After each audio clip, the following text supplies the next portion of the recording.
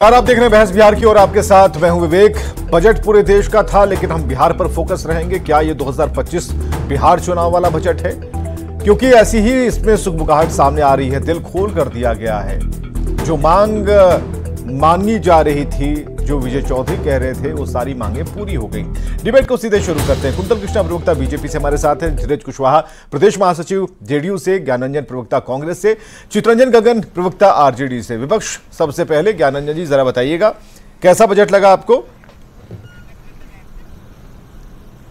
Budget तो वही ऊपर से सफा चट और नीचे से एकदम बिल्कुल गोल। देखिए, बात को समझिए। बजट का मतलब होता है कि आम आदमी की जो इच्छाएं होती, जो ज़रूरतें होती है, उस पर केंद्र सरकार ने या सरकार ने क्या क्या किया। मिडिल क्लास के लिए इस बजट में क्या है, मैं आपको बता देता हूं क्या क्या है।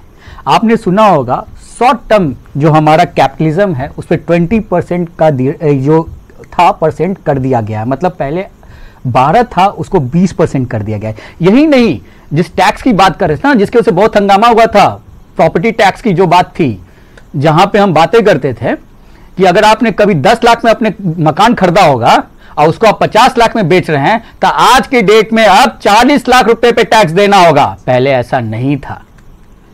और सुनिए, 5वीं बार लगातार कृषि बजट को घटाया गया है। शिक्षा बजट और स्वास्थ्य बजट को बिल्कुल कम कर दिया गया है। मनरेगा जैसे जो वर्ल्ड की बेस्ट जॉब गारंटी थी, उसके बारे में कहां कुछ है कोई नहीं जानता। और यही नहीं, मैं आपको एक बात बताना चाहता हूं, जिस तरह से नौकरी की देने की बात कर रहे हैं, हमारे मैनिफेस्टो में कांग्रेस ने बोला था पहली नौकरी पक्की। उसमें हमने बोला था कि हर ग्रेजुएट और डिप्लोमा को हम इंटर्नशिप देंगे और 8500 रुपये पर मंथ और साल का ₹1,00,000। इन्होंने 5000 दिया, कोई बात नहीं, ठीक है। इन्होंने इसमें भी क्या किया, एक क्लॉज लगा दिया, छोटा सा क्लॉज है कि ये जो इंटर्नशिप होगी टॉप 500 कंपनी में होगी। अरे मतलब टॉप 500 कंपनी और गुना करोगे तो 4000। क्या एक कंपनी में 4000 का इंटर्नशिप कभी आपने सुना होगा? मैं भी जॉब किया हूं कॉर्पोरेट में। एक साथ नहीं होता, एक साल में। तो ये सारे हाथी के दांत है दिखाने के और खाने के। अब आइए मूल मुद्दे पे। मूल समस्याएं थी जो हमारे देश में, जो मूल समस्या होते हैं जिससे हम अपने जीवन को देखते हैं कि कैसे सुदृढ़ हुआ, क्या उस पर कोई बात हुई? क्या महंगाई दर पे बात हुई? क्या महंगाई पे कुछ कम किया गया? क्या रेलवे के किराए और सीनियर सिटीजन के बारे में कुछ मेंशन किया गया? क्या है ये?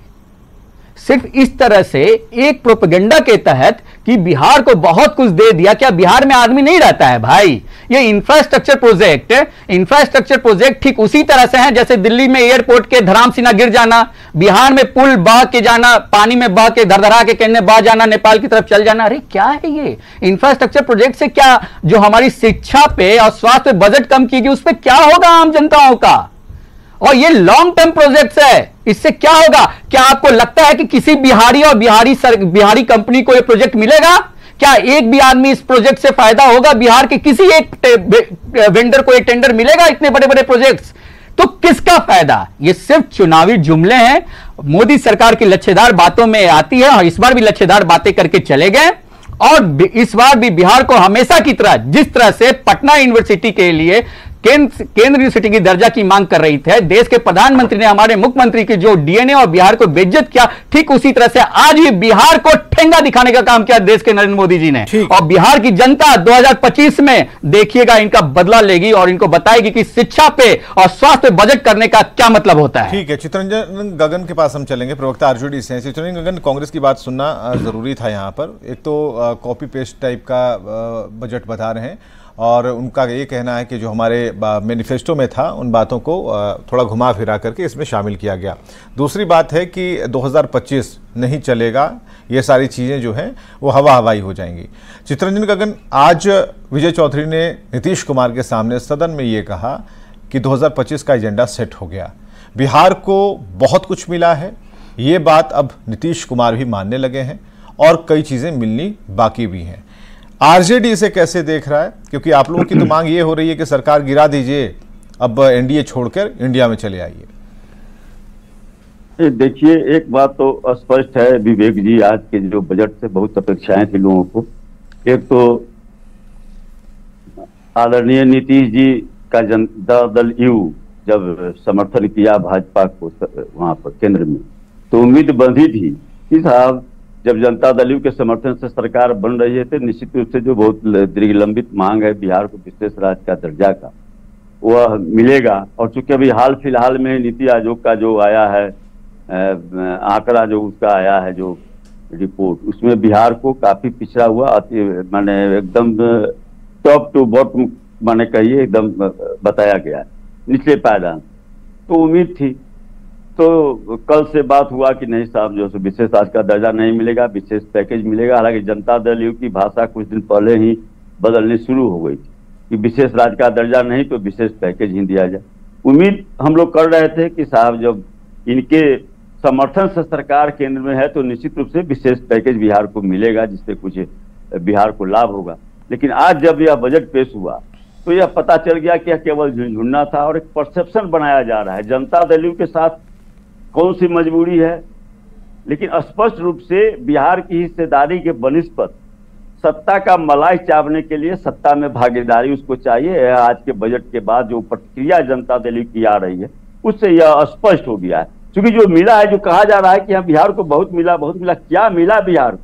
58,000 करोड़ का कहा जा रहा है कि पैकेज मिला है।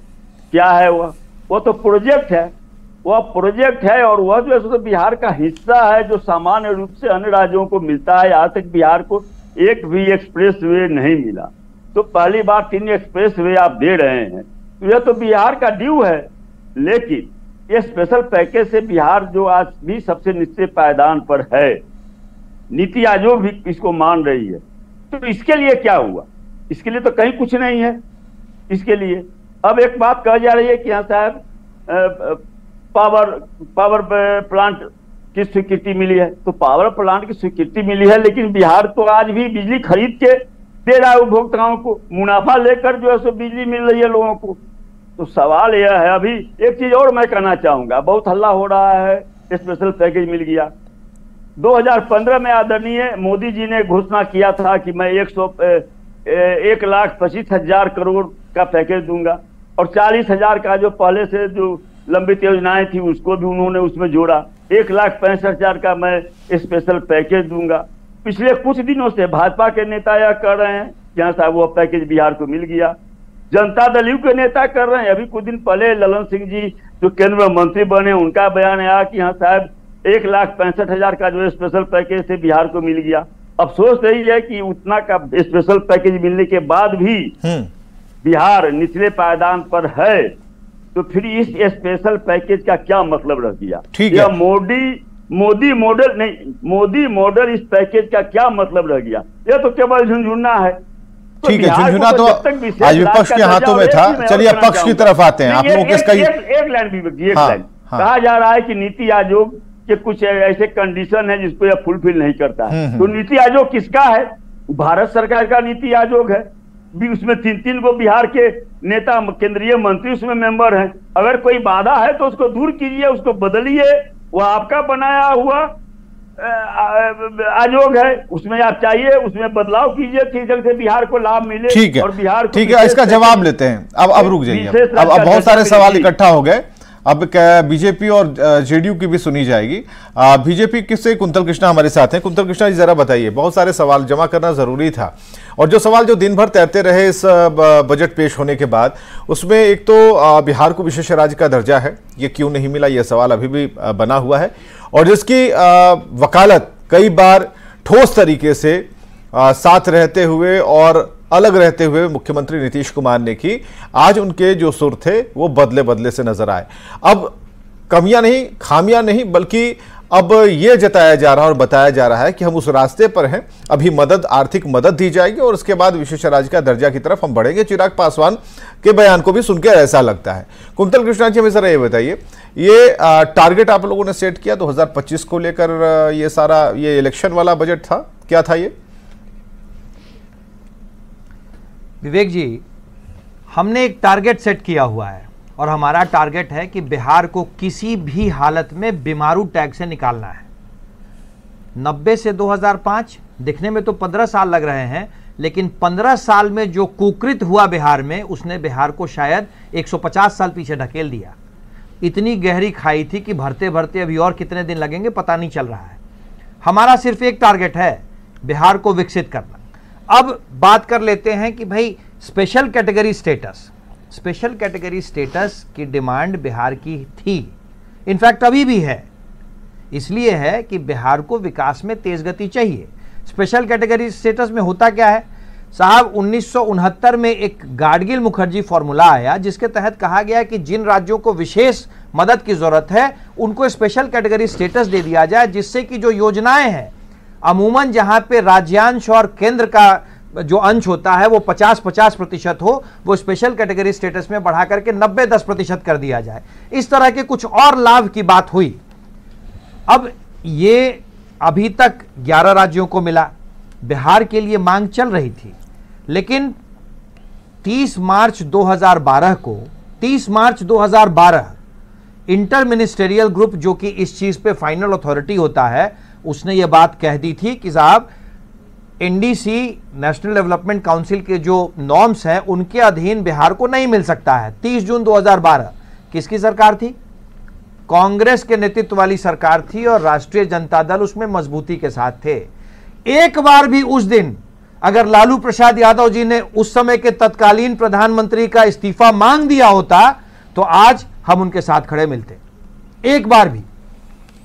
हमारा लक्ष्य बिहार को विकसित करना, उस विकसित करने के क्षेत्र में हम लगातार अपनी प्रतिबद्धता दिखा रहे हैं। 2000 सबसे पहले अटल बिहारी वाजपेयी जी ने बिहार को स्पेशल मदद दी 4000 करोड़ की। 2015 में मोदी जी यानी भाजपा के नेतृत्व वाली सरकार ने 1.25 लाख करोड़ की मदद दी। और आज के बजट में मुझे तो आश्चर्य लग रहा है, पर एक मुहावरा सही दिख रहा है कि संगत से गुण होते हैं, संगत से गुण जात। चितरंजन जी और हमारे साथी जो हैं कांग्रेस से, ये दोनों पढ़े लिखे लोग हैं, पर चूंकि ऐसे लोग वो भी तो कहेंगे कि आपकी संगत में आते ही नीतीश कुमार के सुर बदल गए, विशेष राज्य का दर्जा मांग रहे थे। विवेक जी वो भी चलिए ठीक है, उस पर भी चर्चा कर लेंगे। ये जिस 60,000 करोड़ की बात कर रहे हैं वो तो सिर्फ 3 महत्वपूर्ण क्षेत्रों में होने वाला निवेश है। बिहार को आधारभूत संरचना की जरूरत है, हमारे पास एक्सप्रेसवे होने चाहिए जिससे कि हमारा फ्रेट कॉरिडोर बन सके, हमारे यहां मूवमेंट तेज हो सके। 26,000 करोड़ रुपए बिहार के लिए दिए गए। हमारी दूसरी सबसे बड़ी परेशानी बाढ़, कोसी का पूरा इलाका बाढ़ के कारण परेशान रहता है। 11,500 करोड़ रुपए उसके निजात पाने के लिए दिया गया। तीसरा, अभी चितरंजन गगन जी भी कह रहे थे, जब आदमी विकास की तरफ जाता है तो कुछ बेसिक चीजें होती हैं, उनमें से एक होता है ऊर्जा पे आत्मनिर्भरता। फिर 35 में ये जो 24-25 हजार करोड़ रुपया दिया गया है, इसीलिए दिया गया है कि बिहार ऊर्जा पे आत्मनिर्भर हो जाए। तो सिर्फ 3 क्षेत्रों की बात है। इसके अलावा मैं बता देता हूं, बिहार की प्राथमिकता आज के दिन में है रोजगार, बिहार की प्राथमिकता आज के दिन में है पलायन रोकना। विशेष औद्योगिक क्षेत्र बिहार को दिया गया है, एसीजेड बिहार को दिए जा रहे हैं। बिहार में पर्यटन एक उद्योग की तरह विकसित हो सकता है, पर्यटन पे विशेष ध्यान बिहार को दिया जा रहा है। पर्यटन को बढ़ावा देने के लिए और ज्यादा नए एयरपोर्ट बिहार को दिए गए हैं। बिहार के विकास के लिए हमारे कदम सतत बढ़ रहे हैं। अब मुश्किल यह है कि बजट थोड़ा टेक्निकल चीज है, राष्ट्रीय जनता दल को यह समझ में कब आएगा, तो यह परेशानी हो रही है ना। राबड़ी देवी जी कह रही है कि बजट झुंझुना है। आपके सवाल पर नहीं, आप एक मिनट रुकिएगा जरा। चितरंजन गगन जी कुछ कहना चाह रहे हैं। विवेक जी बड़ा समझा रहे थे, विद्वान लोग हैं, हम लोग तो जो है सो गांव गवई हैं, किसान मजदूर हैं, तो स्वाभाविक रूप से जो है सो जो एक सोच का जो उनका जो प्रवृत्ति है उसी सोच के अनुसार मूल्यांकन करेंगे। मैं 2-3 बातों जो इन्होंने उठाया है, अभी पावर प्लांट का बात उठा रहे थे। बाढ़ में पावर प्लांट है और वह जो है बिजली देती है। बिहार सरकार बिजली खरीदती है और मुनाफा लेकर जितना में खरीदती है, देश में सबसे हाई रेट बिजली का बिहार में है। तो फिर इससे बिहार को फायदा क्या है, पहली बात। दूसरी बात, इन्होंने सवाल उठाया था यूपीए सरकार और एनडीए सरकार में। एनडीए सरकार की बात यह है कि जिस समय बिहार का बंटवारा हुआ था उसी समय उसी एक्ट में प्रावधान था कि बिहार को इसे क्षतिपूर्ति की जाएगी, लेकिन उत्तराखंड का नहीं था। उत्तराखंड को विशेष राज्य का दर्जा दिया गया, बिहार को नहीं दिया गया। मैं डिटेल में नहीं जाऊंगा, लेकिन इतना बताना चाहता हूं कुंतल कृष्ण जी को कि आंकड़े देख लें कि एनडीए की सरकार थी तो बिहार का बाजी भक्त भी नहीं दिया गया। वित्तीय आयोग के द्वारा जो रिकमेंड किया गया था राशि, उसमें भी कटौती कर ली गई, सारी योजनाओं में कटौती कर ली गई। दूसरी बात यह यूपीए सरकार की बात उठा रहे थे, 2005 से 2010 के बारे में भाजपा सरकार में थी, नीतीश जी सरकार में थे। एक तब कुंतल कृष्ण भी कहीं और होंगे। हाँ नहीं विवेक जी, एक उदाहरण बता दीजिए कि कभी भी भाजपा या जनता दल यू के नेता द्वारा विशेष पैकेज या बिहार को विशेष राज्य का दर्जा मांगा गया हो 5 से 10 के बीच में? नहीं। क्यों नहीं मांगा गया? इसलिए कि बोरा में भर के पैसा दिया गया, 18,000 किलोमीटर ग्रामीण सड़क, उसके बाद बैकवर्ड रीजन ग्रांट फंड से जिसमें कंडीशन थे, उस कंडीशन को मैंने पास करके बिहार के सारे जिलों को उसमें शामिल किया गया। उसके बाद वित्तीय आयोग की राशि नहीं, ठीक है, हम जरा एक मिनट रुकिएगा। देखिए आज बात ही सुनने, बस एक मिनट में तो बहुत फैक्ट्रियां खोली गई। और सबसे बड़ी बात, उस समय जो केंद्र प्रायोजित योजनाएं जो बिहार में होती थी, 90% राशि केंद्रांश का होता था। आज केंद्रीय योजनाओं में 50%। ठीक है, धीरज कुशवाहा प्रदेश महासचिव है जेडीयू से। एक मिनट हम आते हैं कुंतल भाई। धीरज कुशवाहा प्रदेश महासचिव है जेडीयू से, समय सबको बराबर मिलेगा। धीरज कुशवाहा जी, ये बजट बहुत कुछ बता रहा है। 2025 का एजेंडा सेट करने की बात जब विजय चौधरी कह रहे होते हैं तो नीतीश कुमार बगल में बैठे होते हैं, मुस्कुरा रहे होते हैं। नीतीश कुमार जो कि इस बात पर रिजिड रहते हैं, इस बात पर कि विशेष राज्य का दर्जा जो देगा, विकास वही चाहेगा बिहार का, इस बार भी नहीं मिला तो फिर तो चांसेस बहुत कम हो जाते हैं। देखिए विवेक जी, जब बिहार का बंटवारा हुआ था उसमें मुख्य संसाधन झारखंड के पास चले गए थे, लेकिन जब 2005 में माननीय मुख्यमंत्री जी के नेतृत्व में एनडीए की सरकार बनी, माननीय मुख्यमंत्री जी के अथक प्रयासों से बिहार अपने पैरों पर खड़ा हुआ। और देखिए आज जो वित्तीय बजट जो आया है, पेश हुआ है, उसमें बिहार को बहुत कुछ मिला है। लेकिन एक बात ध्यान रहे, हम लोग अभी अपने मांगों पर से पीछे नहीं हैं, वापस नहीं लिए हैं।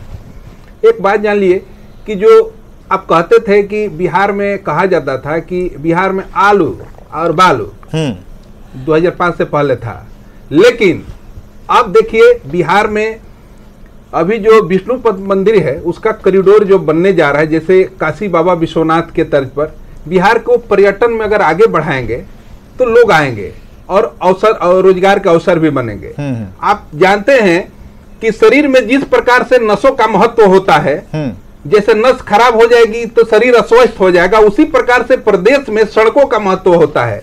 जब तक माल आयात निर्यात नहीं होगा, लोग जब ऐसे अलग अलग विकास कैसे हो सकता है? आप लोग जब ऐसे धीरज जी जब आप लोग अलग अलग तरीके से समझाते हैं, हम किसी को इंटरप्ट करने नहीं देंगे, लेकिन धीरज कुशवाहा आप लोग जैसे अलग अलग तरीके से समझाते हैं ना, लग रहा है कि हमारे नाक से दूध गिर रहा है।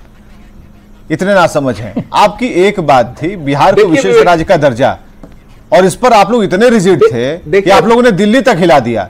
और आज की तारीख में आप हमें समझा रहे हैं कि पानी को कैसे, पानी का बहाव होगा, कैसे सड़कों का जाल बिछेगा, कैसे तटबंध बनेंगे, कैसे हाई डैम पर हम लाएंगे, कहां से कोसी मेची आई, क्या है भाई? विवेक जी, मोदी सरकार में कई ऐतिहासिक फैसले हुए हैं। कश्मीर में 370 धारा था ना, किसने हटाया? माननीय प्रधानमंत्री जी ने हटाया। और माननीय प्रधानमंत्री जी बिहार के लिए भी ऐतिहासिक कुछ करेंगे। आप थोड़ा सा धैर्य रखिए। विपक्ष वाले लोगों गजबज जो करते हैं ना, इस सब बातों से हम लोग को कुछ लेना देना नहीं है। शुरुआत तो हो चली ना, अभी जो नया सरकार बना है उसका पहला साल का बजट है। आप इंतजार करिए, बहुत कुछ मिलेगा बिहार को। और हम लोग इस बजट का हम लोग स्वागत करते हैं। और गगन जी जो कह रहे हैं बात, बिहार को आप कहां तक पहुंचा दिए थे, ये किसी से छिपा है क्या? एक बात जान लीजिए, हम लोग अपने मांगों से पीछे नहीं हटे हैं और बिहार का विकास करना चाहते हैं। और बिहार का विकास करने के लिए पैसे चाहिए और पैसे केंद्र देगा। रामविलास जी कहाँ थे? रामविलास जी कहाँ थे? याद कर लीजिए उस समय आप कहाँ थे? जिस काल की आप तारीफ कर रहे हैं 2005 की, उस समय रामविलास जी कहाँ थे सो बता दीजिए।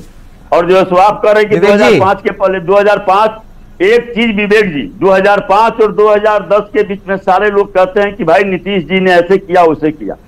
सच्चाई यह है वह नीतीश जी की उपलब्धि नहीं थी, वह केंद्र की यूपीए एक आप लोग वो भी नहीं मानते हैं। अरे आरजेडी वाले लोग कहते हैं ना कि ये 17 महीनों में ही सब कुछ विकास हुए हैं। अरे आप लोग कहाँ मानते हैं? 2005 और 2010 के बीच में एक बार भी नीतीश जी ने मांग किया हो कि हाँ शायद बिहार को विशेष राज्य का दर्जा दिया जाए, विशेष को आर्थिक पैकेज दिया जाए, एक बार भी इसलिए नहीं क्योंकि इतना न परचून वहां से भेज दिया गया। चलिए एजेंडा से अगर पाए कि नहीं, लेकिन इतना जरूर है कि हम लोगों ने सभी ने सुना है कि बिहार को विशेष राज्य का दर्जा दिलाने के लिए नीतीश कुमार एकदम डटे हुए हैं। लेकिन जब आज बजट के बाद नीतीश कुमार ने यह बताना शुरू किया कि देखिए उसके लिए विशेष, बिहार के लिए विशेष चीजें दी जा रही हैं, विशेष निर्माण होंगे, विशेष जो चीजें उपलब्ध हो पाएंगी उसे बिहार के लिए सेट किया जाएगा, तो इसे हम कैसे जोड़कर देखें? ये थोड़ा भी बिहारी के दिमाग में जो परसेप्शन है थोड़ा सा यहाँ हौच पौच किस्म का है।